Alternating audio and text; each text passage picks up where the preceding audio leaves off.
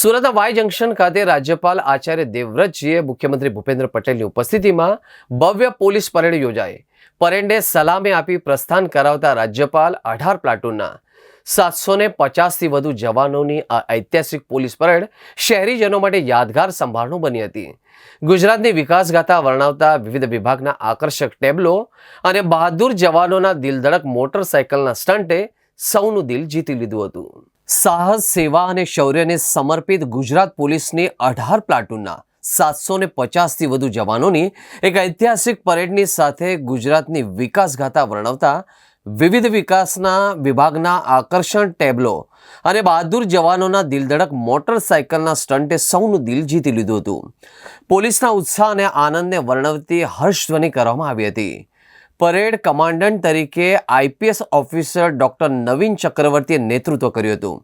મુખ્યમંત્રી સહિત સૌએ રાષ્ટ્રગીત વંદે માતરમનું સમૂહગાન કર્યું હતું.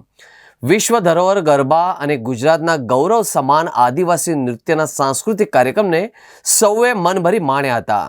તાળીઓના ગણગણાટ સાથે સુરતીઓએ પોલીસ જવાનો અને કલાકારોનો ઉત્સાહ વધાર્યો હતો. બોલિવૂડના પ્લેબેક સિંગર ભાવિન શાસ્ત્રીના એન્ડ બેન્ડ દ્વારા રમણીયાળી સાંજે ભારત માતા કી જયના નારા સાથે જય જય ગરવી ગુજરાત સહિતના અનેક ગીતો સાથે સંગીતનો એક મધુર સુરાવલીનું સૌએ માણ્યો હતો.